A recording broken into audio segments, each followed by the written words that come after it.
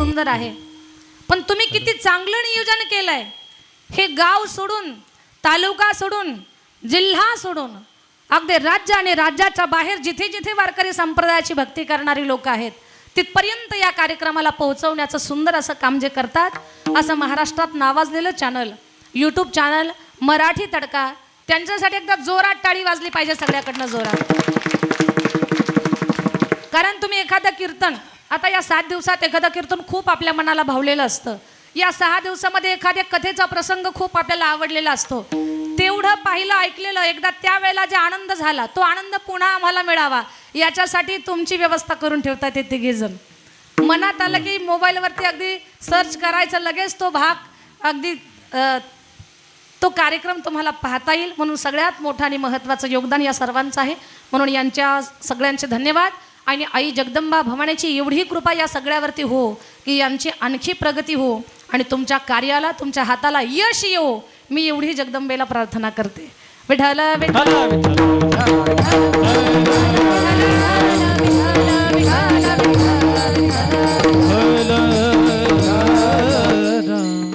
मराठी तडकावाले आमचे कैलास भैया, त्यांना म्हटलं मी तुम्हाला काय देऊ, ते म्हणले दीदी फक्त आशीर्वाद द्या। आणि आशीर्वादच माणसाला मोठे करत असतात। तात्या, शरद महाराज, चंद्रकांत महाराज हे सगळे आम्ही एका भागातले आहोत। शरद महाराज आणि चंद्रकांत महाराज तर खूप लहान आहेत माझ्यापेक्षा, पण तात्यांनी माझं बालपण पाहिलं। लहानपणी आम्ही भजन म्हणायचो तेव्हा तात्या आम्हाला माईक द्यायचे भजन म्हणण्यासाठी, आणि बालपणापासून तात्यांच्या संगतीमध्ये भजन गायलेलं तात्यांना आमचं बालपण माहिती आहे। आमच्या भागामध्ये श्री क्षेत्र भगवानगड आहे, आणि आम्ही लहानपणी भजन म्हणत असताना त्या काळात भगवानगडाचे महंत श्री सद्गुरू भीमसिंह बाबा होते। तर भीमसिंह बाबांनी, मी एकच अभंग येत होता मला लहानपणी, तुम्ही संत माय बाप कृपावंत, काय मी पतित कीर्तिवानो, एवढा एकच अभंग येत होता मला, अगदी लहान होते या बाळासारखे। आणि एवढी लहान असताना तो अभंग म्हटले मी गडावर, तर भीमसिंह बाबांनी झोपेतून उठून तो अभंग ऐकला आणि मला मांडीवर घेतलं, म्हणे बाळा कुठली आहेस तू, खूप मोठी होशील, असा आशीर्वाद भीमसिंह बाबांनी दिलेला आहे। मी का सांगते आहे तुम्हाला की सद्गुरूंचे, साधू संतांचे आशीर्वाद माणसाला मोठं करत असतात आणि आशीर्वादच सद्बुद्धी देत असतात, म्हणून सगळ्यात मोठा माणसाच्या जीवनामध्ये आशीर्वाद असतो।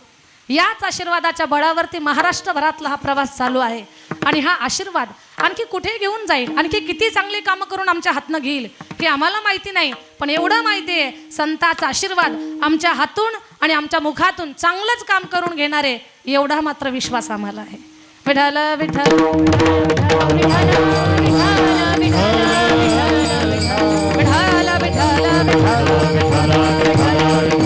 असो, आपल्याकडे वेळ कमी आहे, कमी वेळामध्ये भगवान श्रीकृष्ण परमात्माचं परमचिंतन आपल्याला पाहायचं आहे। सेवेसाठी निवडलेला अभंग तुकोबारायांचा आहे, प्रकरण गवळणीचं आहे। हरिणे माझे हरिणे चित्त भार वित्त विसरले, लक्ष देऊन ऐकायचंय तुम्हाला। या अभंगामध्ये, या गवळणीमध्ये अतिशय महत्वाच्या गोष्टीचं चिंतन केलेलं आहे। कुठलेही काम असेल त्या कामाला व्यवस्थितरित्या पार पाडण्यासाठी त्याच्यात चित्त असणं फार गरजेचं आहे।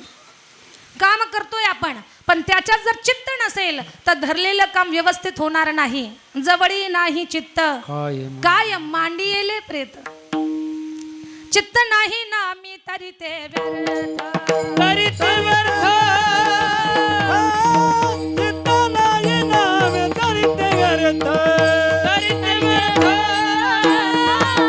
चित्त नाही ना मी तरी ते व्यर्थ, तरी ते व्यर्थ, चित्त नाही ना मी तरी ते व्यर्थ। ओ हा त्रिवेणी संगमी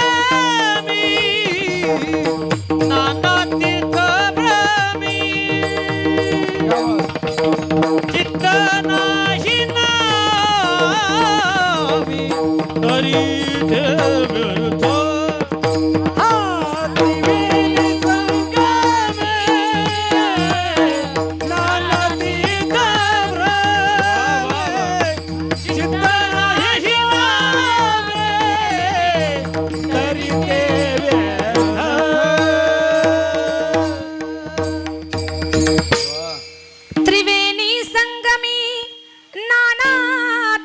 भ्रमी चित्त नाही नामी तरी ते व्यर्थ, चित्त नाही नामी तरी ते व्यर्थ.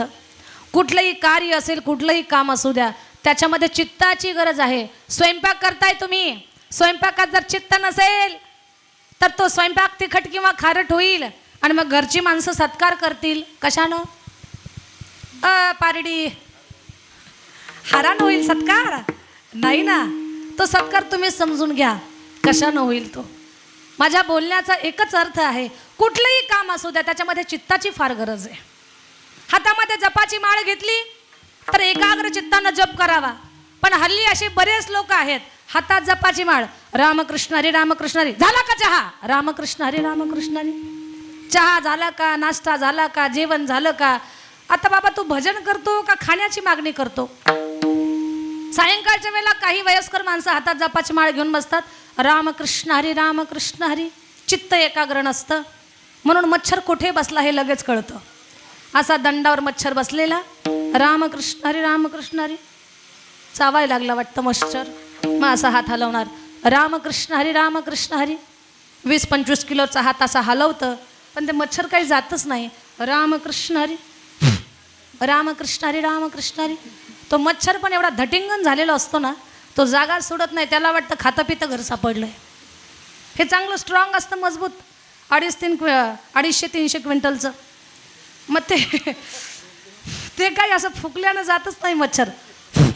रामकृष्ण हरी रामकृष्ण हरी, पण मच्छर काही जाईना. वैतागून हा जपाची माळ, रामकृष्ण हरी. जपाच्या माळेनंच मच्छरला फटके मारतो. मग मला सांगा, आपली जपाची माळ जर मच्छर मारत असेल तर आपण त्यात एकाग्र आहो का? नाही दादा. फल कधी मिळणार आपल्याला? जोपर्यंत आपण हाती धरलेल्या कामामध्ये एकाग्र होत नाही तोपर्यंत फळ मिळत नाही. उदाहरण सांगेन मी तुम्हाला. विठ्ठल विठ्ठल विठ्ठल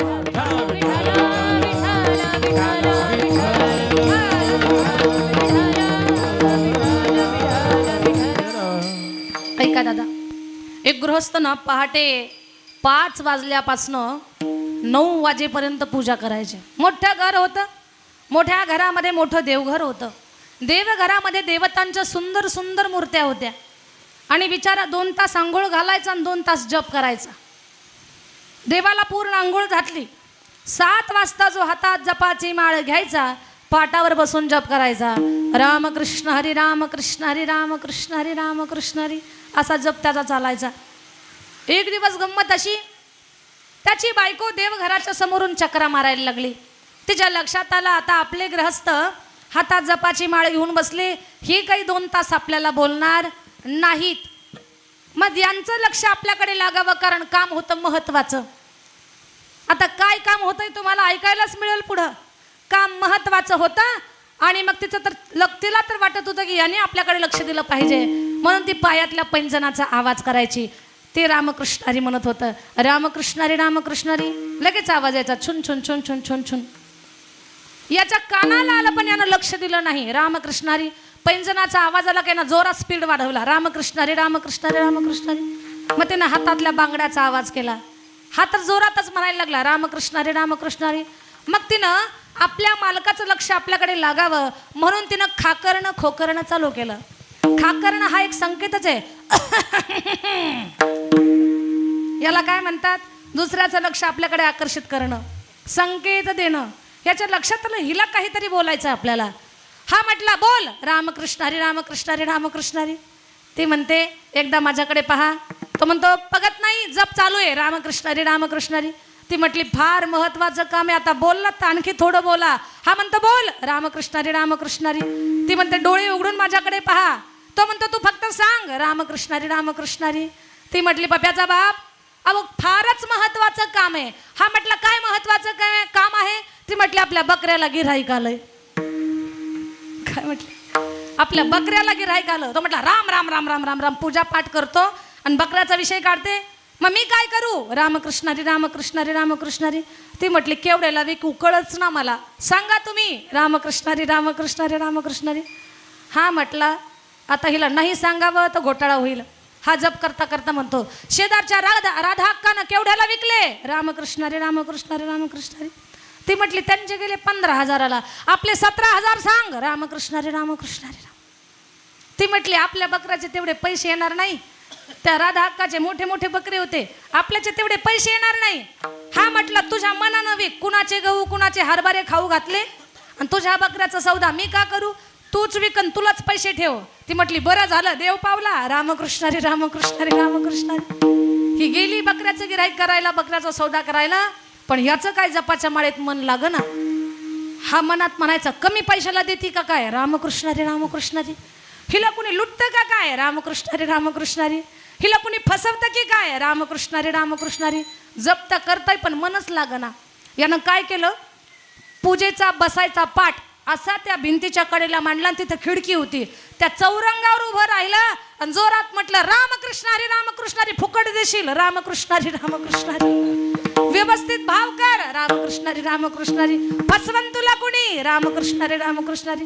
ती म्हटली तुम्ही मुकाट्यानं जप करा, मी बरोबर विकते, करा जप, रामकृष्ण हरी रामकृष्ण हरी. ते बसलं पाटावर पण मनच लागलं त्याचं, रामकृष्ण हरी रामकृष्ण हरी म्हणत होतं. तेवढ्या 4 पायाचा बोका दूध प्यायला याच्या घरात शिरला. त्यानं पाहिलं बोका रोजच टपून होता. बोक्यानं पाहिलं याची बायको बकऱ्याचं सौदा करते, हे जपाची माळ घेऊन हातात बसले देव घरात. चुलीवर तापून थंड झालेलं असं निरस दूध आहे आणि त्या दुधाचा मालक मीच. बोका असा शेपटी टाईट करून आणि कान उभी करून निघाला. मिशातानं टाईट केल्या होत्या, असं कॉर्लरला झटका देत होता बोका आणि बोका निघाला. रामकृष्ण हरी रामकृष्ण हरी रामकृष्ण हरी. बोकानं याच्या जवळून जाताना म्याव केलं आणि या म्यावचा आवाज आला आणि मग ह्याचा सूर वाढला. बोका कधी आला, रामकृष्ण हरी रामकृष्ण हरी. आता बोक्याला कसं हकलून द्यायचं, पाटावरचं उठता येईना, हे म्हणतं फिश फिश, रामकृष्ण हरी रामकृष्ण हरी. बोका म्हटला फिश फिश करणं तर ठिश ठिश कर, काही कर, आज दूध पिल्याशिवाय राहणार नाही. हा म्हणतो घरात कुणी नाही का, रामकृष्ण हरी रामकृष्ण हरी. बोका असा टाईट अगदी आवेशामध्ये गेला दुधाकडं आणि असं वजनात बोका दुधाजवळ गेला. पंजानं दुधावरची साय अशी बाजूला सारली बोक्यानं. नाही का मांजरं असा हात घालतात एखाद्या पातेल्यात कशात, मावशांना कळालं असेल, चित्र डोळ्यासमोर उभं राहिलं असेल. बोक्यानं पंजानं दुधावरची साय बाजूला काढली, अशा मिशा केला आणि तोंड त्याच्यामध्ये घालणार. हा म्हणतो फिश फिश. बोका म्हटला फिश फिश नाही, काहीच नाही, आज दुधाचा मालक मीच. हा याला काय करावं कळना. हातातली जपाची माळ घेतली, बोक्याला दुधात तोंड घालायला आणि यानं माळ फेकून मारायला. एकच झालं, बरोबर नेम लागला चंदू महाराज, बरोबर नेम लागला. ती माळ बोक्याच्या कशी गळ्यात गेली, असा घाबरला बोका, धूम पळत निघाला. याच्या बायकोच्या पायापासूनच पळत गेला. याची बायको म्हटली बाई जपाची माळ तर मालकाच्या हातात होती, बोक्याच्या गळ्यात कधी गेली. बोलण्याचं तात्पर्य एवढंच आहे, जर आपली जपाची माळ बोक्याच्या गळ्यात जात असेल तर समजावं त्यात आपलं चित्त नाही. आणि असं भजन असं चिंतन कितीही करा फळ मिळणार नाही. विठ्ठल विठ्ठल विठ्ठल विठ्ठल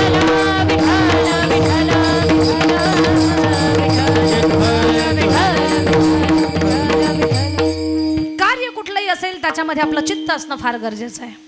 बरं, हे चित्त जीवन धन्य होण्यासाठी, जीवन सार्थकी होण्यासाठी खऱ्या अर्थानं आपलं चित्त कुठे लागलं पाहिजे बरं, हा विचार कधी आपल्या मनामध्ये येऊ शकतो.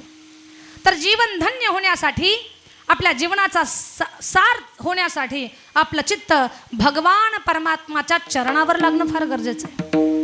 गोपिकांचं चित्त भगवान श्रीकृष्ण परमात्माकडे आकर्षित होत होतं, म्हणून तर त्या गोपिका आज कथा कीर्तनातून त्यांचा उदोदोकार केला जातोय, त्यांच्या नावाचा जयकारा केला जातोय का, तर त्या गोपिकांचं चित्त भगवान परमात्माकडे आकर्षित होत होतं. भक्तीच्या प्रांगणामध्ये जिचं फार मोठं असं नाव आहे, कृष्ण भक्तीमध्ये जे कृष्ण भक्तीचा कळस आहे, त्या कळसावर फडकणारी जी पताका आहे, अशी राधा राणी. त्या राधा राणीच्या जीवनातला एक प्रसंग सांगेन मी तुम्हाला. राधा भगवान परमात्माची अशी भक्त आहे, अशी भक्त आहे की अवघ जग तिच्या नामाचा उदो उदो करतंय. श्रीकृष्णाचं नाव घेण्या अगोदर देखील राधा म्हणावं लागतंय, एवढी तिची मोठी भक्ती आहे. राधा कृष्ण राधे गोविंद राधे श्याम, श्याम राधे, कृष्ण राधे, गोविंद राधे कोणी म्हणत नाही, अगोदर राधेचं नाव घेतात. अशी राधा, तिचं किती मोठं स्थान आहे ऐका. राधा ऐसी भई श्याम की दीवानी, राधा दीवानी कि ब्रिज की कहानी हो गई, कि ब्रिज की कहानी हो गई, कि ब्रिज की कहानी हो गई। राधा ऐसी रे भाई श्याम की दीवान, राधा ऐसी भाई श्याम की दीवानी कि ब्रिज की कहानी हो गई, कि ब्रिज की कहानी गवारन कि पंडितों की वाणी हो गई, कि पंडितों की वाणी हो गई, कि पंडितों की वाणी हो गई। खुद को दीवानी हो गई, कि ब्रिज को दीवानी हो गई, कि मुझे को दीवानी हो गई। राधा न होती तो वृंदावन भी वृंदावन न होता, कान्हा भी होते बंसी भी होती, बंसी में प्राण न होते। प्रेम परिभाषा जानता न कोई, कन्हैया को योगी मानता न कोई, बिना परिणय के ओ प्रेम की पुजारन कान्हा की पटरानी हो गई, बिना परिणय के ओ प्रेम की पुजारन कान्हा की पटरानी हो गई। परिणय या शब्दाचा अर्थ होतो विवाह, और बिना परिणय याने विवाह न करता जी भगवान श्रीकृष्ण परमात्माची पटराणी बनली आहे, तिची भक्ती किती मोठी असेल, ती राधा कशी असेल विचार करा। अशी राधा राणी एक वेळा दह्याचं घुसळण करत होती। दह्याचं घुसळण, त्याच्यामध्ये पाणी टाकले का डऱ्यामध्ये दही आणि पाणी घुसळण करते। सासूबाईनं सांगितलं, राधे दुसऱ्या डेऱ्यामध्ये दही आणि पाणी टाक आणि घुसळण कर। तिनं डेऱ्यामध्ये रवी घातली, पण त्यात दही आणि पाणी टाकायचं राहिलं। त्या रिकाम्या डेऱ्यामध्ये तिला दही आणि पाणी टाकायचं, तेवढ्यामध्ये भगवान श्रीकृष्ण परमात्माचं दर्शन तिला झालं। भगवंताला पाहिलं आणि देवाच्या मागेच तिचं चित्त निघून गेलं। ती रिकाम्या डेऱ्यातच घुसळण करायला लागली, आणि रिकाम्या डेऱ्यामध्ये घुसळण करत असताना त्या राधेच्या त्या अवस्थेचं वर्णन आमच्या संतांनी केलं। हरीला पाहुणी भुलली चित्ता, हरीला पाहुणी भुलली चित्ता, हरीला पाहुणी भुलली सीता, हरिया पाहुणी भुलली सीता, पाहुणी भुलली चित्ता, हरीला पाहुणी भुलली चित्ता, हरिया पाहुणी भुलली सीता, हरिया पाहुणी भुलली सीता। मंदिर घुसळी तेरा रिश्ता गुस्सा, तेरा रिश्ता वारी आले कुंडल हले, वारी आने कुंडल हले, हले हले हले डोळे मोडी तराधा तारे, डोळे मोडी तराधा तारे, तारे राधा चले चले चले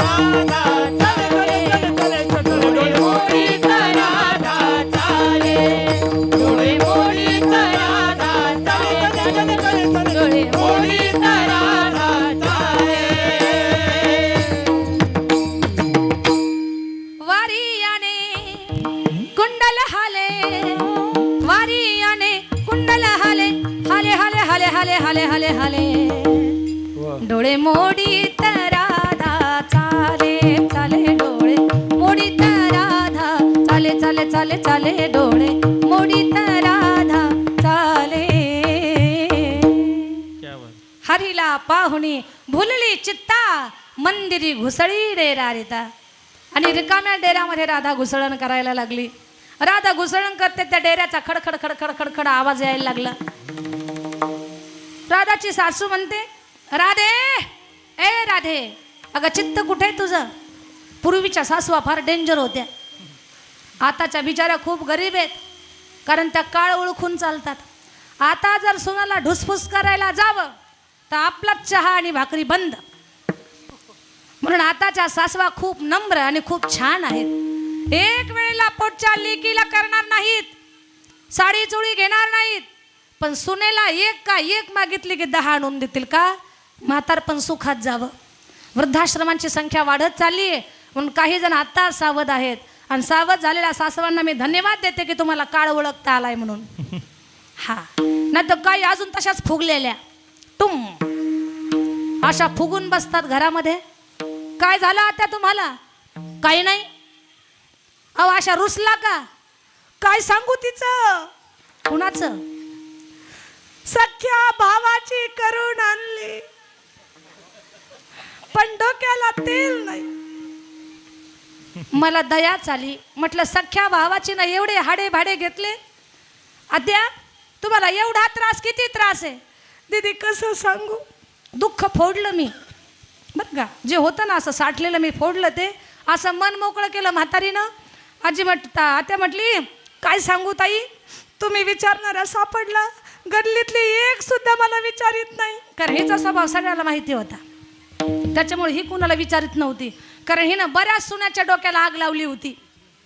सगळ्यात उशिरा सून हिला आलेली सख्या भावाची.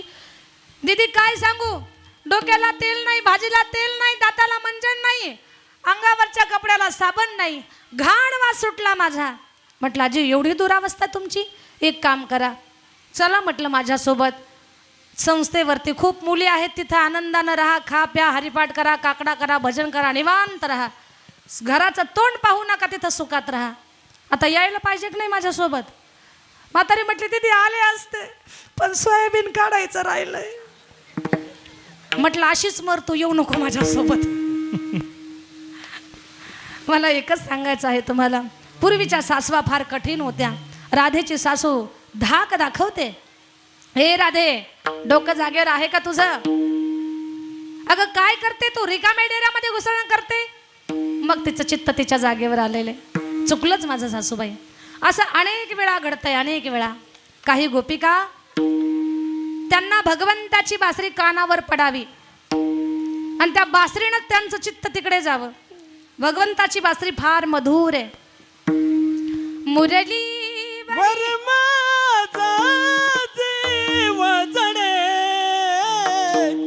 हरीच्या मुरलीवर जीव जडे, कसली जीवाला ऊन पडे, कसली जीवाला ऊन पडे, कसली जीवाला ऊन पडे. मुरलीवर जीव जडे, हरीच्या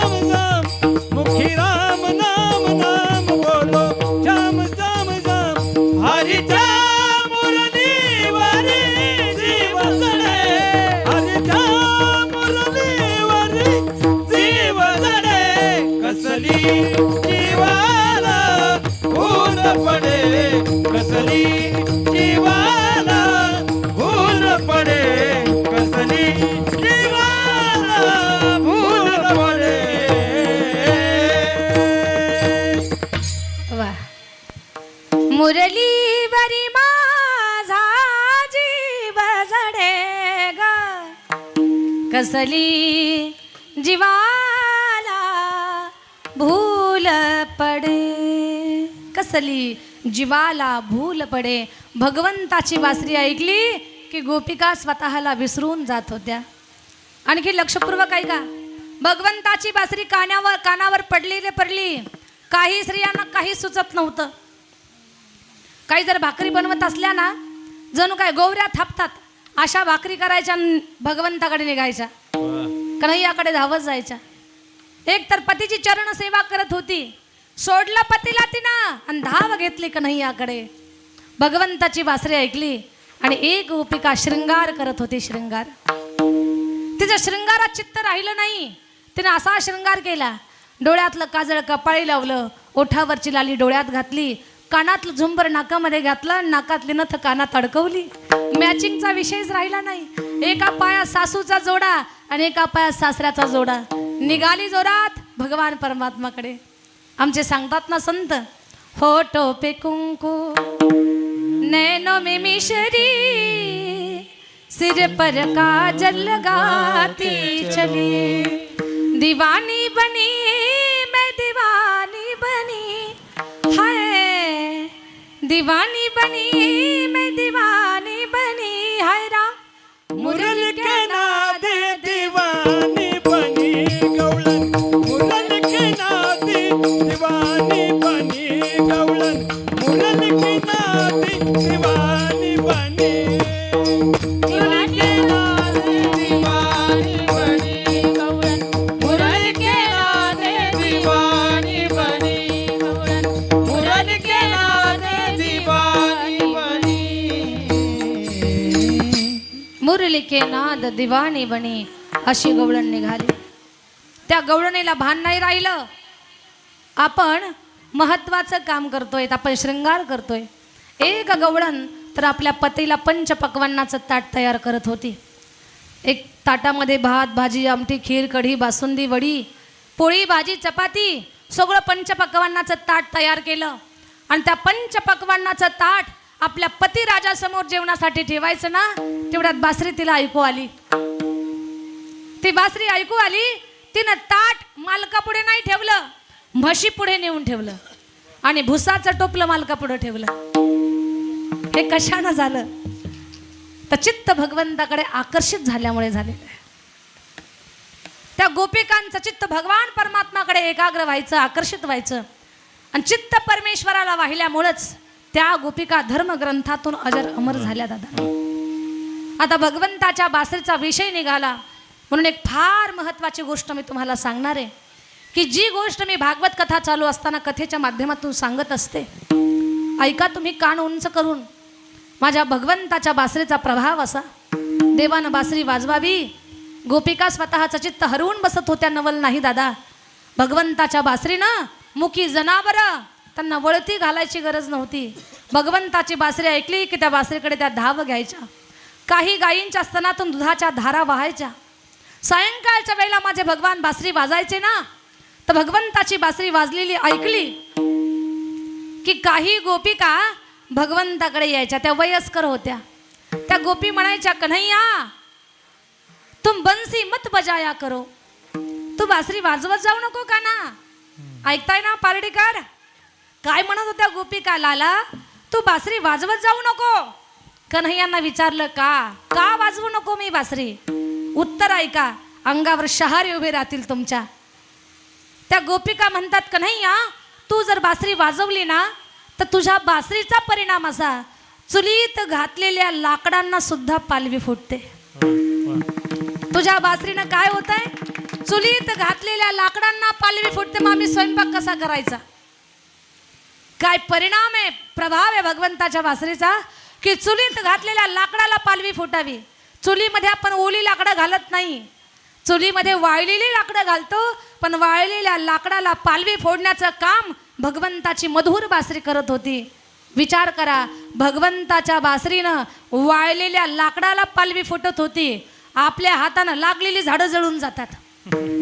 असे आपले हात आहेत, या हातानं लागलेली झाडं जळून जातात. पण माझ्या भगवंताच्या बासरीचा परिणाम, चुलीतल्या लाकडांना पालवी फुटते.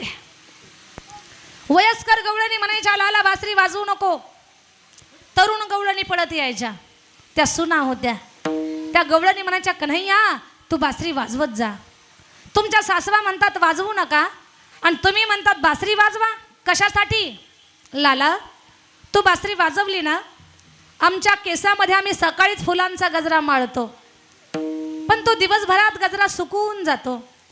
संध्याकाळी तू बासरी वाजवली ना, त्या बासरीचा परिणाम आमच्या केसातला सुकलेला फुलांचा हार तुझ्या बासरीच्या प्रभावानं पहिल्यासारखा टवटवीत होतो आणि अधिक सुगंध देतो.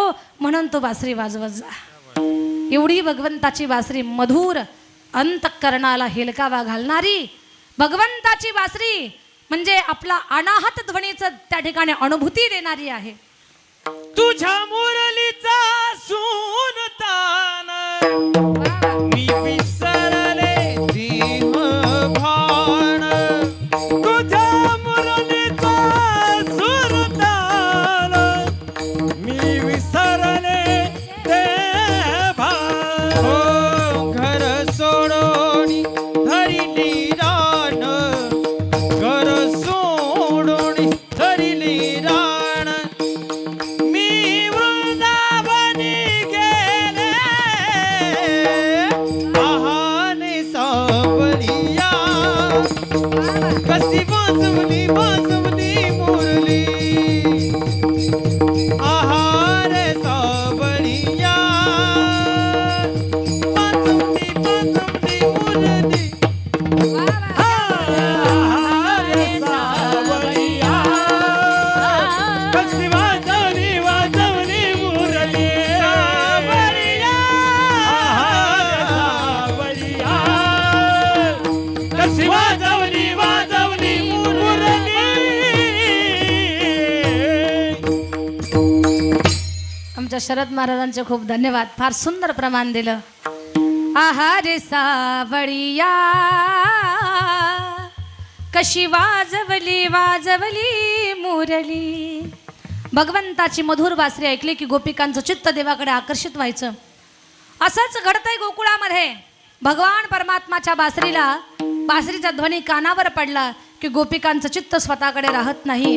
माझ्या बोलण्याचा महत्त्वाचा विषय असा आहे की आपलं चित्त देवाकडे आकर्षित होण्यामध्येच आपलं कल्याण आहे. असंच घडलंय. एक गोपी पाण्याला गेली पण घरी यायला तयार नाही. का? चित्त भगवंताच्या मागे निघून गेलं. तिचं चित्त तिच्याजवळ राहिलं नाही. तुकोबराया गोपाळाच्या वेशामध्ये त्या गवळणीला विचारतात, ए महाभाग्यशाली गवळणी, तुझी अवस्था काय आहे ते मला कळतंय. तू देह अवस्थेवरती नाही आहेस, देहभान विसरलेली आहेस तू, पण तरीही घरी जाणं गरजेचं आहे. अगर लौकिकासाठी जगाचा विचार करून जिथे देवाने ठेवलंय तो व्यवहार कर्तव्य म्हणून पार पाडणं गरजेचं आहे. घरी जा ना. ती म्हणते माझं चित्त श्री हरीने हरण केलंय, मी घरी कशी जाणार. अभंगाचं पहिलं चरण. हरिने माझे हरिले चित्त, हरिने माझे हरिले चित्त, हरिने माझे हरिले चित्त, हरिने माझे हरिले चित्त, हरिने माझे हरिले चित्त, हरिने माझे हरिले चित्त, हरिने माझे हरिले चित्त, हरिने माझे हरिले चित्त. भारवित विसरले, भारवित विसरले,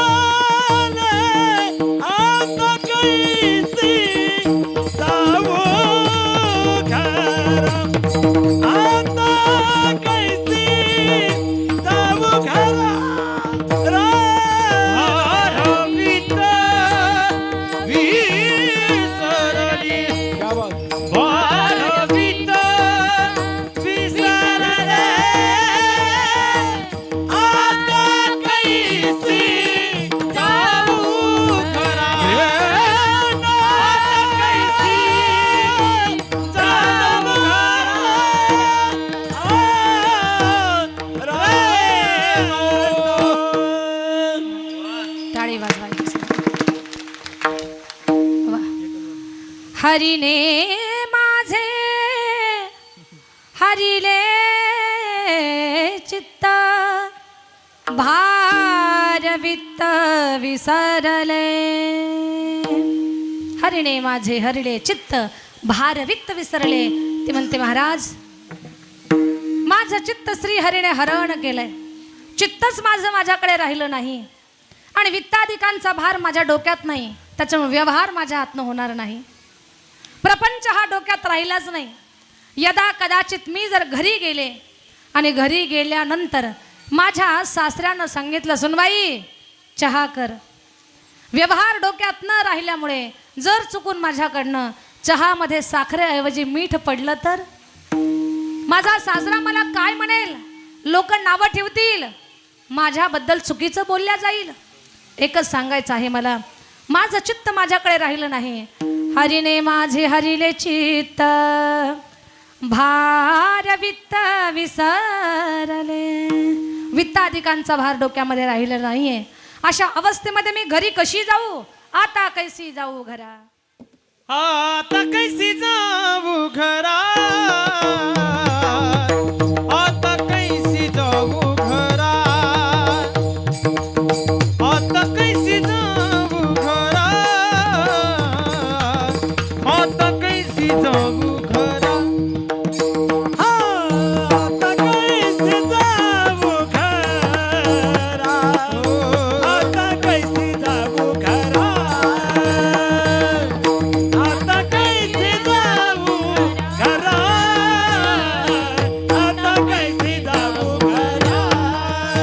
हो नोहे बरा लौकिका, नोहे बरा लौकिका, आता कैसी जाऊ घरा,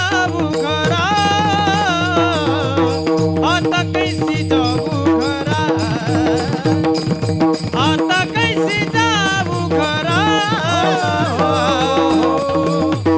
जाऊ घरा,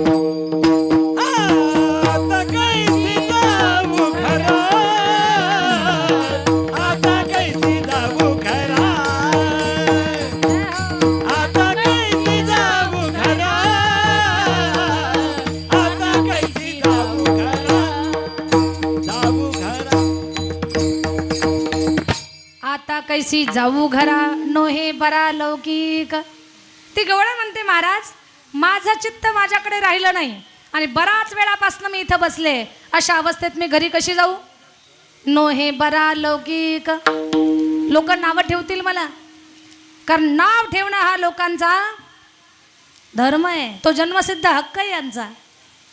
नाव ठेवणं कोणी किती चांगलं करा, नाव ठेवण्याचं काम कोण करत असतं, समाज. समाज काय करतो, नाव ठेवण्याचं काम करतो.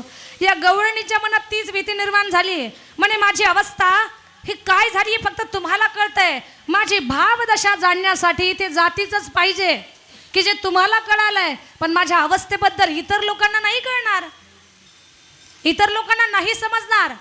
महाराज मला भीती वाटते, आता कैशी जाऊ घरा, नोही बरा लौकिक. हे जग मला नाव ठेवल ना महाराज. आता लक्षात घ्या, जग नाव ठेवल हा जो विचार आहे हा फार पूर्वीपासून आलेला आहे. आता एवढा सुंदर सप्ताह केलाय तरी पण याच्यात अगदी चूक काढण्याचं काम समाज करतच असतो. एवढं सगळं चांगलं केलं पण ते तसं करायला पाहिजे होतं, अरे पण चांगलं केलं त्याच्याकडे कुणी पाहत नाही. आपण 99% चांगलं केलंय याच्याकडे लक्ष माणसाचं लागत नाही, पण 1% चुकलो कुठे तिकडं मात्र लक्ष केंद्रित होत आहे. हा सर्वसामान्य लोकांचा कॉमन स्वभाव ठरलेला आहे असा. आणि सांगू तुम्हाला, जी माणसं जीवनामध्ये यशस्वी असतात ना, यशस्वी माणसं जीवन जगत असताना त्यांच्या जगण्यात काही सूत्र असतात. पहिला मुद्दा, यशस्वी माणसं ही आपल्या जीवनामध्ये नकारात्मक गोष्टीला जागा देत नाहीत. यशस्वी जी माणसं आहेत ती कधीच निगेटिव्ह थिंकिंगने विचार करत नाहीत, निगेटिव्ह विचार करत नाहीत. पण जो अयशस्वी माणूस आहे तो अयशस्वी माणूस चांगलं किती केलं हे पाहत नाही, पण वाईट किती घडलं तिकडे लक्ष देतो. पण यशस्वी माणूस जो असतोय तो यशस्वी माणूस चुकलंय कुठे हे पाहत नाही, पण चांगलं काय केलंय ते पाहत असतो. अयशस्वी माणूस कसा असतो आणि यशस्वी माणूस कसा असतो? यशस्वी माणूस त्याच्या जीवनामध्ये जबाबदारी घेऊन चालण्याचं काम करत असतो, जबाबदारी खांद्यावर घेऊन चालण्याचं काम करत असतो. आणि जेव्हा तो त्याची जबाबदारी पार पडत असतो ना, तेव्हा त्याची कीर्ती होत असते. पण अयशस्वी माणूस जबाबदारी तर घेत नाही, पण ज्यानं जबाबदारी खांद्यावर घेतली ते चुकतंय कुठं कुठं याची वाट पाहत असतं. हे यशस्वी आणि अयशस्वी माणसाचं लक्षण आहे. तसं समाजाबद्दल मला तुम्हाला सांगायचं आहे, हा समाज असा आहे, आपण चुकतोय कुठे हे पाहत असतो की जी भीती या गवळणीच्या मनामध्ये निर्माण झालेली आहे. बरे तुमच्या आमच्या बाबतीमध्येच आहे का? देवादिकांच्या बाबतीमध्ये सुद्धा असं घडलेलं आहे. एकदा भगवान श्री शंकर कैलासातून निघाले पारडीकडे, आले जगदंबेच्या गोंधळाला. पण या नवरात्रात जगदंबा भवानीच्या गोंधळासाठी वाराणसी काशीच्या महादेवाला यायचंय. भगवान श्री शंकर निघाले, पण येत असताना माता पार्वती म्हटल्या मला पण येऊ द्या. शिव पार्वती दोघे जण नंदीवर बसल्याने निघाले. दोघं नंदीवर बसले तर रस्त्याची काही लोक म्हटले, अरे एक आहे 1.5 क्विंटल, दुसरं आहे 2.5 क्विंटल, छोटासा नंदी मरेल ना. दोघं बसलात. आता शिव पार्वती काही आपल्या मूळ रूपात नव्हते, वेश बदलून निघाले होते, म्हणून समाजाला ओळखायला आले नाही. उतरा खाली, एक जण बसा. शिवजी म्हटले पार्वती तू बस नंदीवर, हा पहाडांचा प्रदेश आहे, मी पायी चालतो. माता पार्वती नंदीवर बसल्या, शिवजी पायानं चालतायत. वेश बदललेला आहे, लोकांना ओळखायला येत नाही. पण पत्नी आपली माता पार्वती बसलेली नंदीवरती. पुढे चालले 100-200 किलोमीटर तर काही स्त्रिया होत्या. म्हणे बाई नवरात्र चाललाय आणि मालकाला पायानं चालवते आणि खुशाल बसली ही नंदीवर, उतर खाली, पतिव्रता धर्म बुडवतेस का? माता पार्वती दचकल्या, म्हणे बाई चुकलंच आपलं. माता पार्वती खाली उतरल्या आणि शिवजीला म्हटलं तुम्ही बसा, मी पायानं चालते. शिवजी म्हटले बरोबर ठीक आहे. वरती बसले शिवजी नंदीवर. आणखी 200 किलोमीटर पुढे आले आणि 200 किलोमीटर पुढे आल्यानंतर काही म्हातारी माणसं रस्त्याला बसली होती. म्हातारी माणसं म्हटली म्हातारा खुशाल बसला नंदीवर आणि सुकुमार बायकोला पायानं चालवतो, अरे तुझं का सोनं होणार आहे का? उतर खाली. शिवजी तर थरकलेच. शिवजी म्हटले खरं आहे ना, सुकुमार बायकोला आपण पायानं चालवतो आणि आपण नंदीवर बसलो, चुकलंय आपलं. पण आता करावं काय? पार्वती बस. पार्वती माता मी बसणार नाही, मला पण बोलतात लोक. मग दोघं पण पायानं चालायला लागले, नंदी हातामध्ये आणि पायानं चालायला लागले. थोडेसे जवळ मेहकरच्या जवळ आले आणि मेहकरच्या जवळ आल्यानंतर लोक हसायला लागले. म्हणे काय वेडी माणसं आहेत, अरे गाडी बसायसाठी असते का हातात धरून घेण्या जाण्यासाठी असते? बसा ना गाडीमध्ये. शिवजी एवढे वैतागले. पारडीच्या जवळ आल्यानंतर शिवजी म्हणतात अरे जगू द्या ना, वर बसलं तरी बोलता, पायानं चालायला लागलो तरी बोलता, आता गाडी हातात धरली तरी बोलता. शिवजी म्हटले गाडीच डोक्यावर घेतो. शिवजीने नंदीच खांद्यावर घेतला आणि पारडीमध्ये आले. आपली सप्ताह कमिटी म्हटली शिवजी हे काय केलं तुम्ही, नंदी कशाला डोक्यावर घेतला?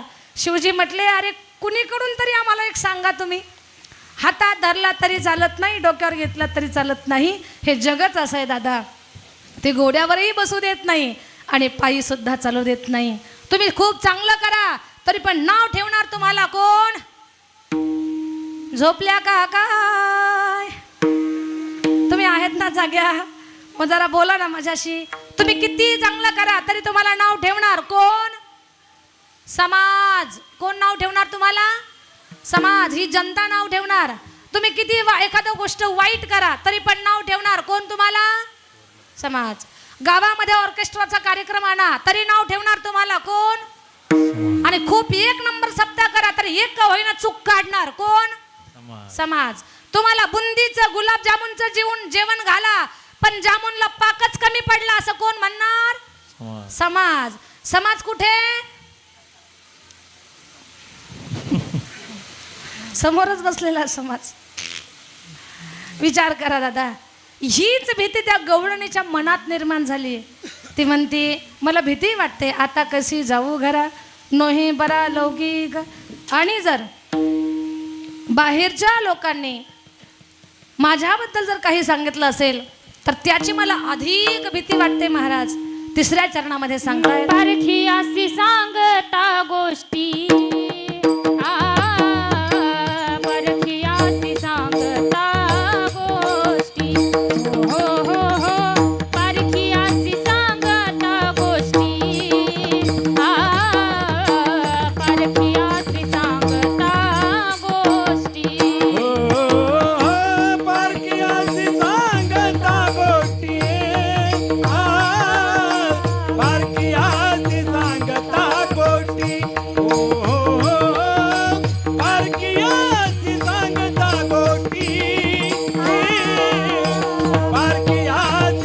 सांगता गोष्टी घरची कुटी खातील घरची कुटी पारखियासी सांगता गोष्टी घरची कुटी खातील. बाहेरच्या लोकांना जर माझ्या भाव अवस्थेबद्दल सांगितलं तर बाहेरचे लोक घरच्या लोकांना भेटतील, घरचे लोक मला त्रास देतील. महाराज म्हणतात निवांत राहा. तू का म्हणे निवांत राही पाहिले पाही परतोणी. उर्वरित वेळेमध्ये आपल्याला आता काल्याचं चिंतन करायचं आहे. सगळ्यांनी दोन्ही हात प्रेमाने वरती घ्या आणि एकदा प्रेमानं भजन करा. विठोबा जय जय विठोबा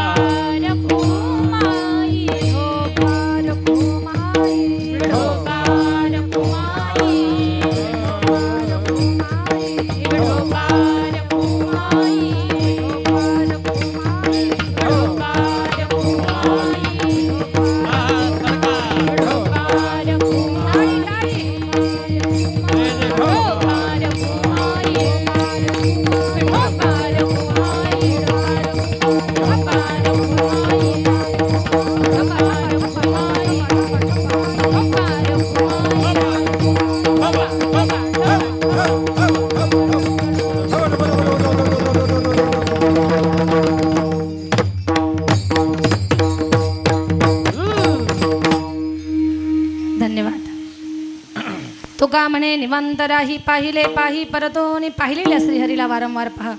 अशा भावाचा अर्थाचा अभंग आपण पाहिलेला आहे. आता भगवान श्रीकृष्ण परमात्माच्या चरित्राचं चिंतन करायचं मोजक्या वेळामध्ये. कुठलं चिंतन करायचं आहे, कोणत्या चरित्राचं चिंतन करायचं आहे? चरित्र ते उच्चारावे केले देवे गोकुळी केले देवे गोकुळी केले देवे गोकुळी केले उच्चारावे केले देवे गोकुळी केले देवे गोकुळी केले देवे गोकुळी. हा चरित्र ते उच्चारावे केले देवे गोकुळी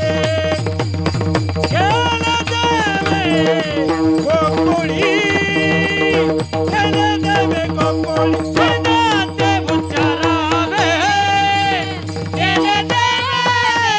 गोकुळी गोकुळी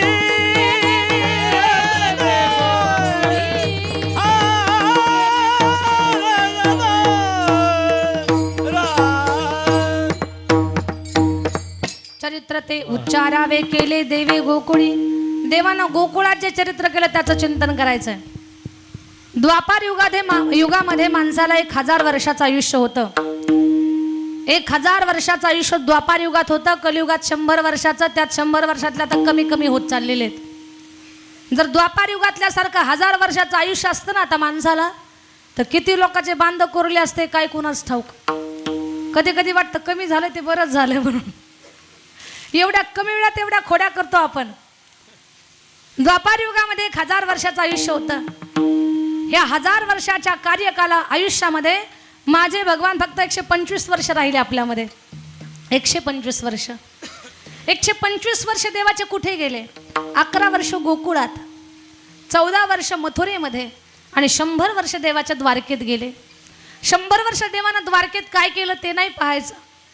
14 वर्ष मथुरेमध्ये काय केलं ते पण नाही पाहायचं. पण 11 वर्षाच्या कार्यकालात देवानं गोकुळात काय केलं ते पाहायचं. जन्मापूर्वी देवाच्या चरित्राला सुरुवात झालेली होती. देवकीची 6 मुलं मारली. 7वा मुलगा योग मायेनं रोहिणी उदरी नेऊन घातला. आणि 8व्या वेळेला भगवान श्रीकृष्ण परमात्माचं कारागृहामध्ये चतुर्भुज रूपात प्रागट्यकरण झालं. बोलिये चतुर्भुज भगवान की जय. गोपाल कृष्ण भगवान की जय. आदि माय भवानी जगदंबा माता की जय. भगवान चतुर्भुज रूपामध्ये प्रगट झाले. पण मैया म्हणतात, आई म्हणतात, देवकी माता म्हणतात, बाळा देवा तुम्ही मोठे झालात, तुम्ही लहान व्हा. आई मी लहानच होणार आहे, पण काही सांगण्यासाठी मी मोठा झालोय. या कारागृहात प्रगट झालोय. कंसाला मला दंड द्यायचा योग्य काळामध्ये, पण त्याच्यासाठी मला गोकुळात नेऊन ठेवावं लागेल. माझ्या बाबतीत निश्चिंत राहा. 6 मुलं मारली तुमची, तसं मलाही मारतील हे भय तुमच्या मनातलं काढून टाका. हे सांगण्यासाठी मी मोठं रूप धारण केले. आणि माझे भगवान परमात्मा छोटे झाले. छोट्याशा भगवंताला टोपलीमध्ये घातलं आणि वसुदेव गोकुळाकडे निघाले. बेड्या गळून पडल्या, दरवाजे खुले झाले, दिवे लागले आणि पहारेकरी मूर्छित होऊन पडले. पण इथे एक प्रश्न आहे, लक्षपूर्वक ऐका.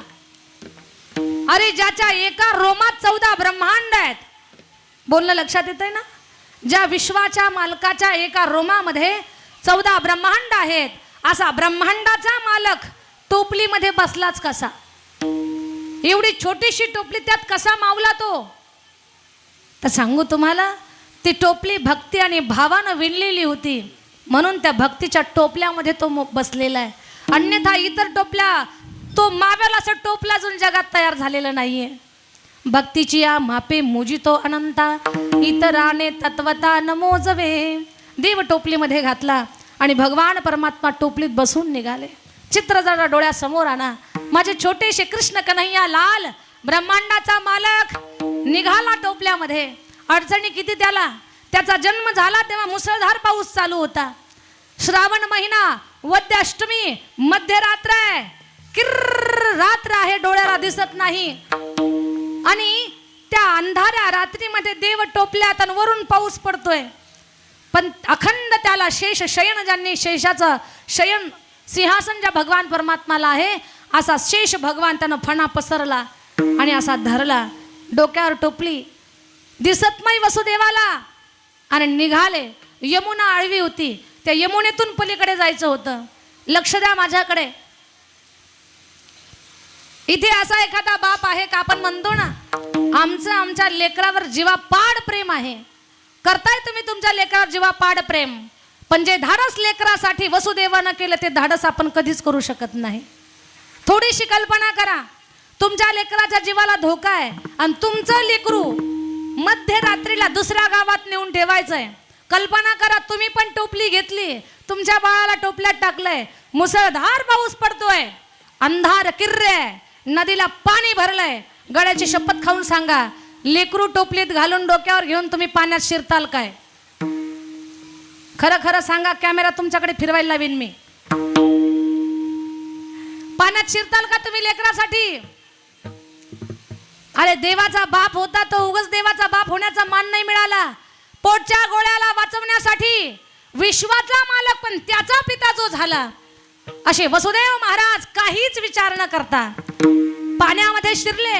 असं पाणी वाहत होतं, असं पाणी वाहत होतं, पूर आला होता. कमरेपर्यंत पाणी, छातीपर्यंत पाणी, गळ्यापर्यंत पाणी, ओठापर्यंत पाणी.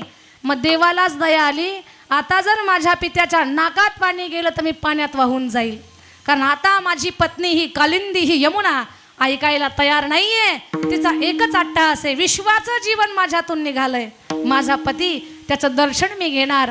म्हणून तिला पूर चढत होता. देवानं पाय बाहेर काढला, यमुनेला दर्शन दिलं, यमुना ओसरली आणि पलीकडे जाण्याचा रस्ता दिला. टोपलीमध्ये घातलेले भगवान निघाले गोकुळामध्ये. नंदाच्या घराला मजने गोकुळाला, नंदाच्या घराला मजने गोकुळाला, नंदाच्या घराला मजने गोकुळाला, नंदाच्या घराला मजने गोकुळाला. माया उपजली तेथे, ठेवी आणि मज येथे, माया उपजली तेथे, ठेवी मन येथे, नंदाच्या घराला मजने गोकुळाला, नंदाच्या घराला मजने गोकुळाला, नंदाच्या घराला एक जण वाजावा, नंदाच्या घराला मजने गोकुळाला. गोकुळाला नंदाच्या घराला मजने गोकुळाला. भगवान परमात्माला गोकुळाला घेऊन गेले. यशोदेच्या नंदाच्या वाड्याला गेले. यशोदेला एक सुंदर मुलगी जन्माला आलेली होती. ती आपला बाळ कृष्ण तिथे ठेवला आणि मुलगी टोपल्यात घातली आणि ती महामाया जगदंबा माय भवानी कंसाच्या मनात भीती निर्माण करण्यासाठी ती माय भवानी आदिशक्ती प्रकट झालेली तिला घेऊन आले कारागृहामध्ये. देवी भागवतामध्ये या कथेचा उल्लेख आहे. तर तिला कारागृहात आणलं आणि इकडे भगवान परमात्मा यशोदेजवळ पोहोचलेले. भगवान म्हणतात किती वेळ झाला मला येऊन, कुणी स्वागतासाठी सज्ज नाही, कुणी तयार नाही. जगाचा बाप इथं आलोय मी आणि कुणीच माझ्या स्वागताची तयारी करेना, घरी ते दारी कसं. म्हणून भगवान परमात्मानं सगळ्यांना जागृत करण्यासाठी देव रडायला लागले. टेहा टेहा टेहा करून भगवान रडतात. यशोदा तर मूर्छित झालेली होती.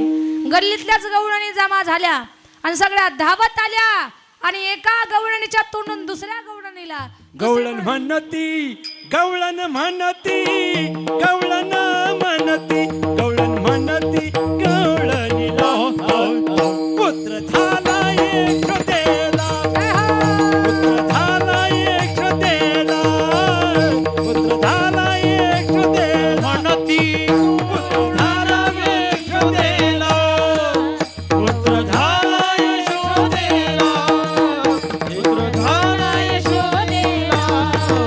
एक धावती एकी पुढे, धावती एकी पुढे, ताटी वाटी सुंटावणे, गवळण म्हणती, गवळण म्हणती, गवळण म्हणती, गवळण म्हणती, गवळणीला पुत्र झाला यशोदेला, पुत्र झाला यशोदेला,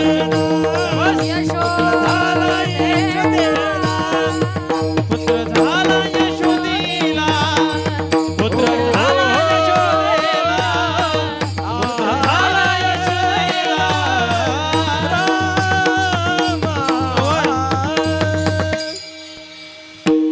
गवळण म्हणती, गवळण म्हणती, गवळणीला पुत्र झाला यशोदेला. आणि ही बातमी कळाली नंदलाला, नंदजीला. नंदजी पळत आले पण त्यांना घरातच जाता येईना. का? अगोदरच गवळणीनं घरामध्ये गर्दी केली होती. आणि नंद बाबा म्हणाचारी मला जाऊ द्या ना, माझ्या बाळाचं तोंड पाहू द्या ना. नंदजीला सांगितलंय का गोपाळानं, नंद बाबा तुम्ही आंघोळ करा, चांगले कपडे घाला, चंदन लावा, मिशांना अत्तर फासा, गळ्यात मोत्याच्या माळा घाला आणि तोंडात पानाचा विडा ठेवा, तुम्हाला येण्यासाठी मी जागा करतो इथे. नंदबाबानं सुंदर मेकअप केला आणि आले तर अधिकच गर्दी होती. नंदजी के आंगन में बज रही आज बधाई, नंदजी के आंगन में बज रही आज बधाई, नंदजी के आंगन में बज रही आज बधाई, नंदजी के आंगन में बज रही आज बधाई. सो बार बधाई लोगो, सो बार बधाई लोगो, लाख बार बधाई. नंदजी के नंदजी के आंगन में बज रही आज बधाई, नंदजी के आंगन में बज रही आज बधाई, नंदजी के आंगन में बज रही आज बधाई, नंदजी के आंगन में बज रही आज बधाई. नंदजीच्या अंगणामध्ये एवढी गच्च गर्दी, नंद बाबाला आत जाता येईना. ए बाळा, मला माझ्या बाळाचं तोंड पाहायला जायचं, कसं जाऊ आतमध्ये? बाबा सगळ्या गोपिकांनी फेर धरलाय, तुम्हाला पण फेर धरावा लागेल. अरे मी या प्रभागाचा नंद आहे, प्रमुख आहे, मी कसा फेर धरू? म्हणे पर्याय नाही आता. याच्यातून लक्षात घ्या, नंद बाबाला स्वतःच्या बाळाचं तोंड पाहण्यासाठी एक हात कमरेवर द्यावा लागला, दुसरा हात डोक्याला लावावा लागला. आता काय करू? म्हणे काय पाहता, बाकीचे काय करतात? म्हणे बाकीचे ठुमका मारताय, मग तुम्ही सुद्धा ठुमका मारा आणि नाचा.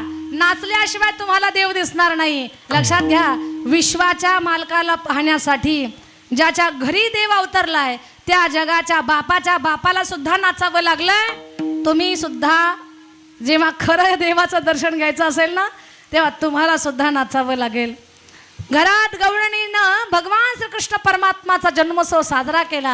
असा साजरा केला, गवळणी नाचतायत, नंद बाबा नाचतायत सगळे नाचू लागले आणि म्हणतायत काय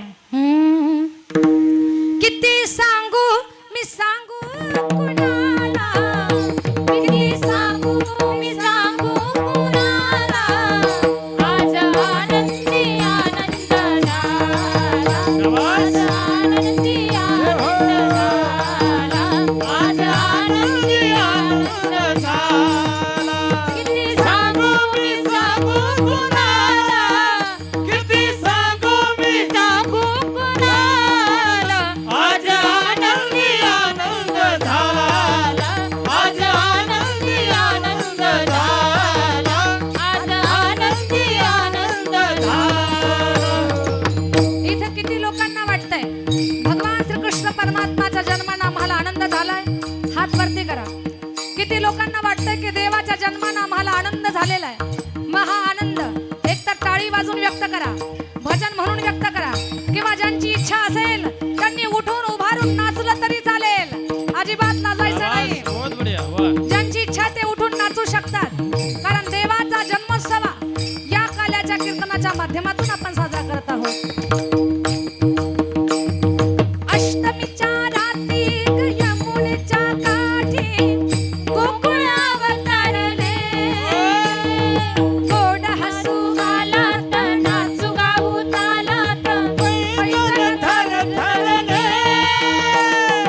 अष्टमीच्या रात्री यमुनेच्या काठी गोकुळ अवतरले गोड हसू गालात नाचू गाऊ तालात पैजण धरले काना दिसतो मोठा गोपी आल्या नटून काना दिसतो मोठा गोपी आल्या नटून नव्या नवतीचा केला आज आनंदी आनंद झाला आज आनंदी आनंद झाला आज आनंदी आनंद झाला किती सांगू मी सांगू कुणाला किती सांगू मी सांगू कुणाला आज आनंदी आनंद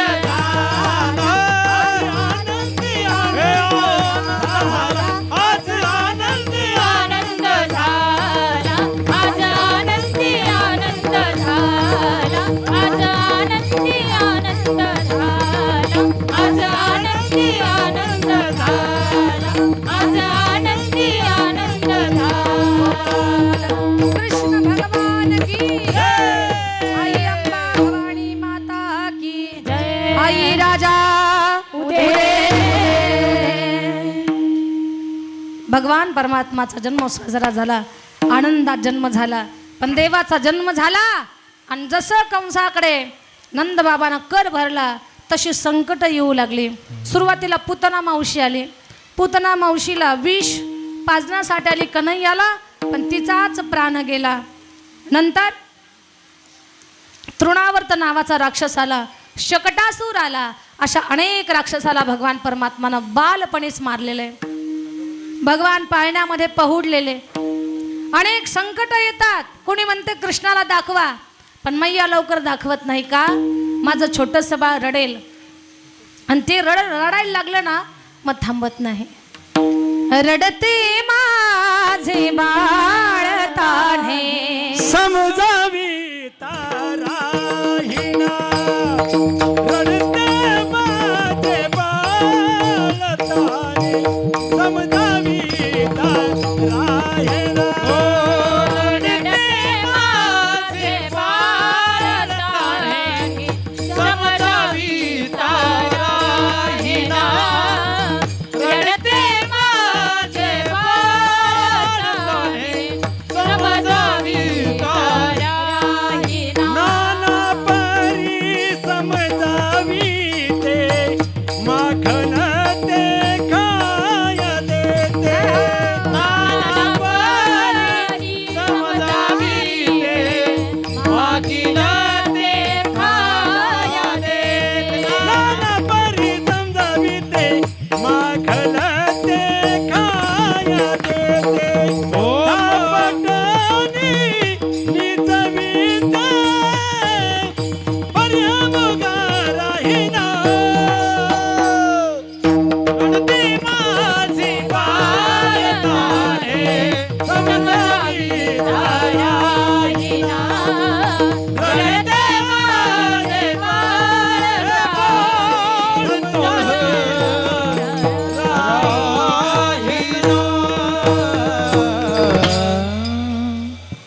रडते माझे बाळ ताणे समजावी ताराहिना. माझं बाळ रडता राहत नाही. अनेकांना त्या ठिकाणी मैया कधी कधी वापस पाठवतात. माझे छोटेसे भगवान रांगायला लागले. भगवान रांगत रांगत रांगत गाईच्या गोठ्यामध्ये जायचे. ऐका बरं का महिला मंडळ, भगवान रांगत गाईच्या गोठ्यामध्ये जायचे. गाईच्या खुरांनी उकळलेली माती, गाईचं पडलेलं शेण, सांडलेलं गोमूत्र याचा झालेला चिखल भगवंतांना अंगाला लावून घ्यायचा आणि आईकडे पुन्हा रांगत रांगत यायचं आणि आईला म्हणायचं, मैया मी कसा ग दिसतो? मैया म्हटल्या, कृष्णा मागच्या जन्मात का तू डुकर होता का? भगवान मनात म्हणतात, आई कसं ग ओळखलं तू? मी वराह रूप देखील धारण केलेलं आहे. मी वराह देखील झालो आई. भगवान परमात्माला उचलून घ्यावा आई ना आणि पदरानं तोंड पुसावं, स्वच्छ करावं कन्हैयाला. पण या कन्हैयाच्या, या लालाच्या, या भगवंताच्या रांगण्याचं देखील कौतुक झालं. तळवे तळ हात टेकीत, हात टेकीत गुडघ्याने गुडघ्याने रांगत, डावे गुडघ्याने गुडघ्याने रांगत, गुडघ्याने गुडघ्याने रांगत. तळवे तळ हात टेकीत, तळवे तळ हात टेकीत, डावे गुडघ्याने गुडघ्याने रांगत, डावे गुडघ्याने गुडघ्याने रांगत, डावे गुडघ्याने गुडघ्याने रांगत. डाव्या गुडघ्याने गुडघ्याने रांगत. भगवान परमात्मा रांगायला लागले. देव रांगता रांगता भिंतीच्या आधारे उभे राहायला लागले आणि आता गल्लीमध्ये फिरायला लागले. वेळ कमी असल्यामुळे देवानं एक आपली संघटना तयार केली कमी वेळामध्ये. सगळ्या गोपाळांना म्हटलं, आजपासून आपल्याला चोरी करायची. गोपाळ म्हटले, ठीक. देवा चोरी कशी करायची? वस्त्रगाळी माती सराट्याचे काटे खडे घेऊन या. भगवान चोऱ्या खूप ऐकल्या, पण चोरीसाठी भाले तलवारी बंदूक याची गरज असते. चोरीसाठी कुठं खडे माती काटे यानं कुठं चोऱ्या होत असतात का? भगवान म्हटले, मोठी चोरी करायचीच नाही, छोटी आणि महत्वाची चोरी करायची, ज्याची आपल्याला गरज आहे त्याची. आणि कशाची? दही दूध ताक लोण्याची चोरी आपण करू. चोरी करायचं ठरलं. एका गोपाळानं विचारलं, देवा सराट्याच्या काट्यानं खड्यानं कशी चोरी करायची? भगवान परमात्मा म्हणतात, एखाद्या घरात चोरी करायला गेलो तर खडा डेऱ्यावर फेकायचा आणि त्या डेऱ्याच्या आवाजावरनं ओळखायचं भरलेला आहे का रिकामा. भरलेला असेल तरच जायचं, रिकामा असेल तर तिकडं जायचं नाही, पलायन करायचं. देवा खड्यावरनं डेरा भरला का रिकामा कसा कळणार? गोपाळांनो, जर खडा फेकला आणि त्या खड्याचा आवाज टन आला तर समजावं रिकामा आहे, आणि जर बद्द आला तर भरलेला आहे. आवाजावरनं ओळखायचं. टन बद टन बद टन बद असा टन बद आवाज आला त्याच्यावरनं आपण ओळखायचं आणि मग जायचं. युक्ती चांगली होती देवा. बरं ते आपण खायला गेलो दही दूध आणि गवळण जागी झाली तर? भगवान म्हटले, जर गवळण जागी झाली तर आपण तिथून पळून जायचं. कन्हैया ती मागे लागली तर? म्हणे तिच्या पायाखाली सराट्याचे काटे फेकायचे. सराट्याचा काटा असा आहे, त्याला 3 टोकं असतात, कसं जरी फेकलं तर एक उभंच राहतं. बहुतेक देवानं त्याच्याच कामासाठी तयार केला होता काय की हा काटा. आणि येड्या बाबळीच्या काट्यापेक्षा पण जास्त आग पडते पायामध्ये सराट्याच्या काट्यानं. काटा टोचल तो तिकडेच बसती, तिकडेच बसाल. एक छोटा गोपाळ नाव त्याचं बोबड्या, तो म्हटलं, कन्हैया ती जलपप्पल घालून आली तर मग काय करायचं? त्याला आपल्यासारखं बोलता येत नव्हतं, ते बोबडं बोलत होतं. ती जलपप्पल घालून आली तर मग काय करायचं? कन्हैया म्हटले, तिच्या डोल्यामध्ये माती फेकायची आणि आपण पळून जायचं. आपण पळून जायचं, तिच्या डोळ्यात माती टाकायची. पेंद्या नावाचा एक आडूसट देवाचा मित्र होता, एवढा ॲडव्हान्स होता. तो म्हटला, ती जर चष्मा घालून आली तर? भगवान म्हटले, पेंद्या जास्त डोकं लावू नको, हे द्वापार युगे, इथं डोळ्याला चष्मा लवकर लागत नाही या युगात. चोरीचं पूर्ण नियोजन झालं आणि चोरीचं नियोजन झाल्यानंतर रोज घरफोडी, रोज गाराणं. यशोदे ग तुला येईल राग, यशोदे ग तुला येईल राग, यशोदे ग तुला येईल राग, यशोदे ग तुला येईल राग तुझ्या कानाला काहीतरी सांग ना ग तुझ्या कानाला काहीतरी सांग ना यशोदे ग तुला येईल राग यशोदे ग तुला येईल राग यशोदे ग तुला येईल राग तुला येईल तुला येईल तुला येईल राग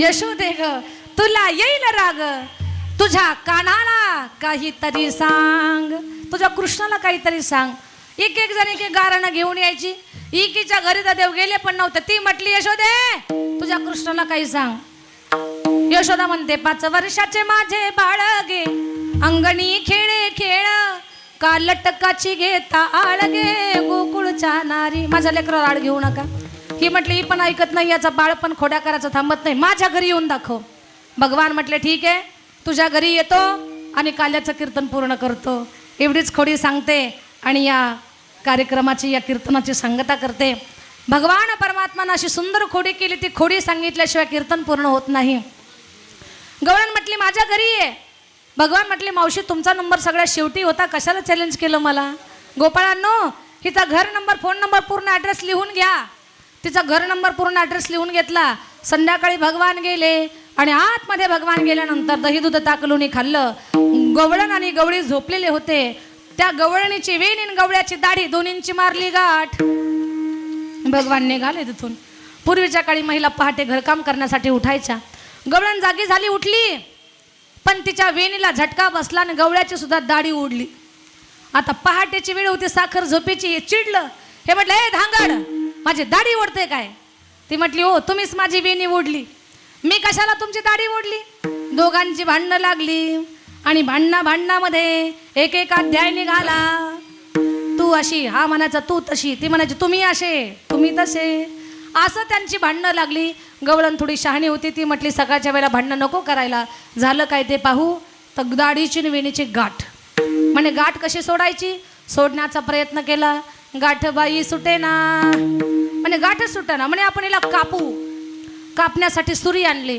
तर कुठं कापायची त्याच्यासाठी भांडणं चालू झाली ती म्हटली हे पहा माझी सवासनाची वेणी आहे माझी वेणी काही कापत नाही तुमची थोडी दाढी कापते तो म्हटलं शांत बस ही बगारच झाली म्हटली काय झालं माझी श्रावण महिन्याची दाढी अजिबात माझी दाढी कापायची नाही तुझी वेणी काप तिथं दोघांची भांडणं ती म्हटली तुमची थोडी दाढी माझी थोडी वेणी मध्ये कापू हा म्हणे ठीक आहे 50-50 मध्ये कापायचा प्रयत्न केला कापिता कापेना जाळण्याचा प्रयत्न केला जाळीता जळेना गाठ बाई सुटेना गाठ काही केला सुटत नाही शेवटी मग दोघांनी विचार केला आपलं चुकलंय भगवान परमात्माला आपण म्हटलोय की तू माझ्या घरी ये त्याला शरण गेल्याशिवाय गाठ सुटणार नाही गवळण म्हणते मग जायचं का हा म्हटलं मला लाज वाटते ती म्हटली मला पण लाज वाटते आता करावंच काय पण गवळण तयार झाली नंदबाबाच्या वाड्याला जायला पण गवळी काही तयार होईना त्याला विचारलं का तुम्ही तयार होत नाही नंदाच्या वाड्याला जायला म्हणे अहो हिची वेणी म्हणून ही पुढं चालल माझी दाढी मला मागे चालावं लागल लग्नात मी पुढं होतो ही माझ्या मागं होती आता मी मागं कसा त्याच्यामुळे मी जाणार नाही पण समजावून सांगितलं 4 लोकांनी असं करू नका घरात बसायची वेळ येईल चला गवळी तयार झाला पण त्यात गंमत होती गवळण होती 7.5 फूट उंच आणि गवळी होता 2.5 फूट बुटका गवळणीची वेणी पुढे चालावं लागायचं ती तडा तडा चालायची आणि हे बुटका असल्यामुळे मागे चालायचं तुडू तुडू तुडू तुडू चालायचं यांचं सोंग पाहण्यासाठी अख्खं गोकुळ गोळा झालं फार गंमत भगवान परमात्माला शरण गेले देवा खूप फजिती झाली आमची माफ करा भगवंतानं त्यांची गाठ सोडली गोपाल कृष्ण भगवान की जय अशा अनेक लीला भगवान परमात्मानं केल्या आई म्हणतात बाळा आता तू शाळेमध्ये जा गाई गुरांना घेऊन भगवान परमात्मा शिदोरा घेऊन गेले वनामध्ये तिकडे अनेक खेळ खेळले अनेक खेळ भगवान परमात्मा खेळतात भवरा खेळतात विटी दांडू खेळतात हमामा हुतुतू लगोरी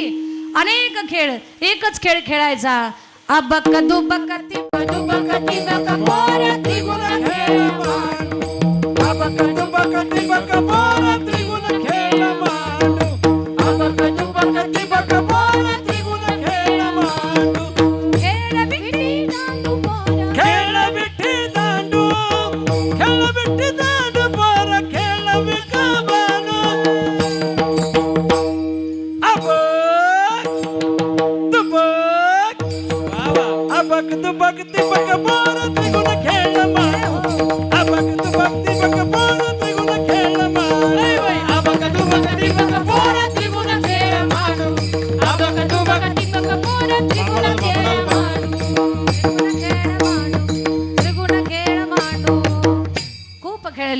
खांदी भार पोटी भूक काय खेळा याचे सुख देवा. आता खेळायचं नको.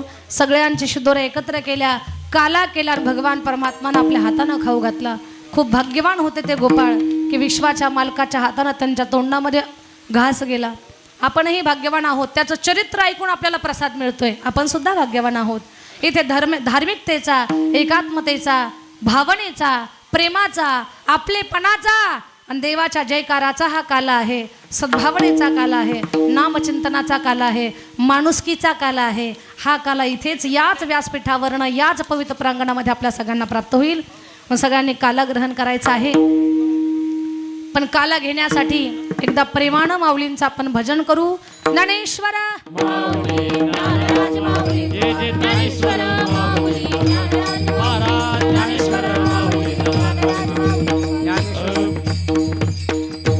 आता फक्त 5 मिनिटं माझ्या बोलण्याकडे लक्ष द्या. मागच्या 6-7 दिवसापासून आपल्या गावामध्ये कथा आणि कीर्तनाची सेवा आम्ही करत आहोत. ही सगळी आमची मंडळी सेवा करत आहे. बीड जिल्ह्यामध्ये चकलंबा हे गाव आहे. त्या गावामध्ये सद्गुरू कल्याण स्वामी संस्थान आहे. त्या लक्षपूर्वक आहे का? 1 मिनिट थांबा बाबा. बरं घ्या बांधून, तुमचं घ्या अगोदर. धरून ठेवा, धरून ठेवा. बस राहू तसंच धरून ठेवा 5 मिनिट. आता सावधान, हलू नका तिथून आता.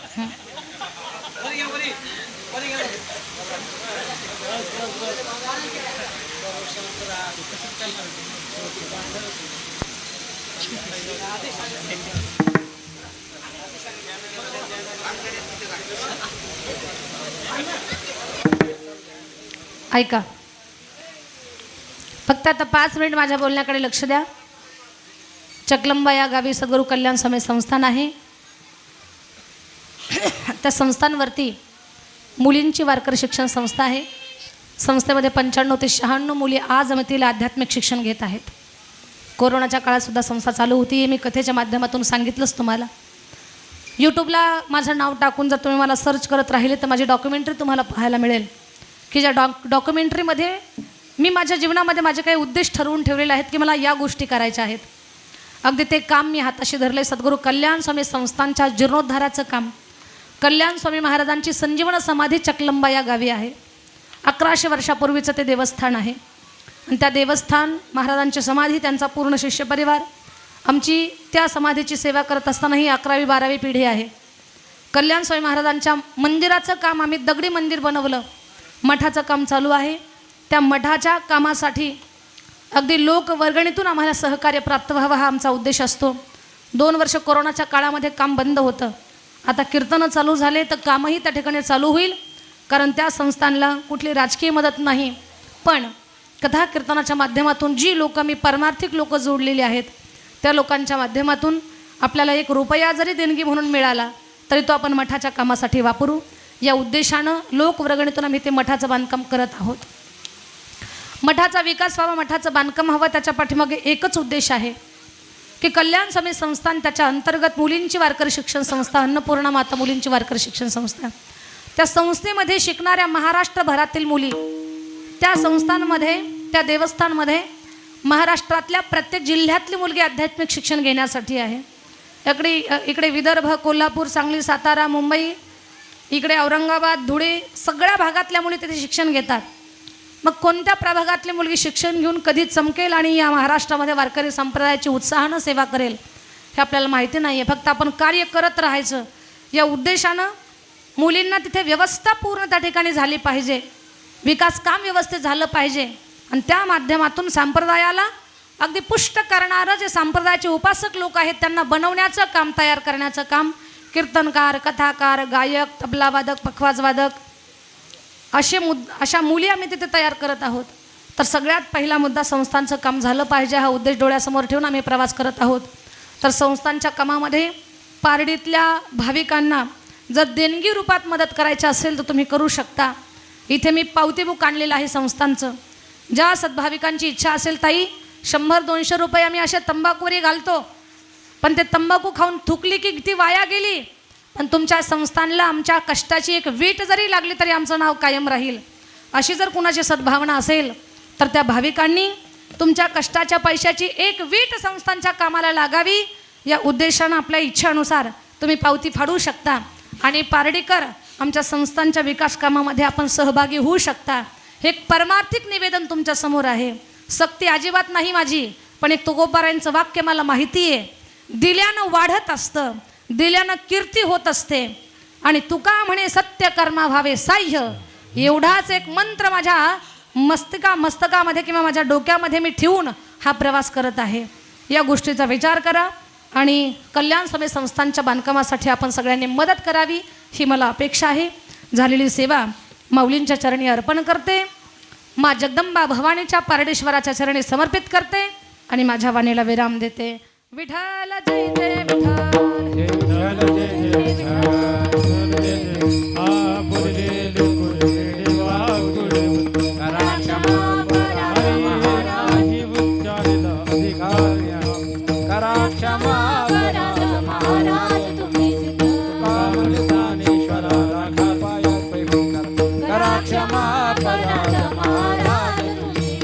कंठी धरला कृष्ण मनी अवघा, शिंकेला आंबविले दुरे होतो तिघाची विवरी, तुम्ही वारी डोईकडे आनंद कशी वाहती त्या धारा घ्या रे डोईच्या डोपरा, तुम्ही वारी डोईकडे मुखा पसरू मने हाती उचलाय खाली जरा तुका म्हणे हाची ठोका, वारी डोईकडे मुखा पसरू कंठी करता कृष्ण म्हणे हाची ठोका, काही उन्होंने देखा. वारी डोईकडे कंठी धरिला कृष्ण मणी अवघा जनी प्रकाश, काला वाटो एक वाक्य समाधिका उत्तम लोकाला. तुका म्हणे हो मंडळी आम्ही बळीवीर गाडे, काला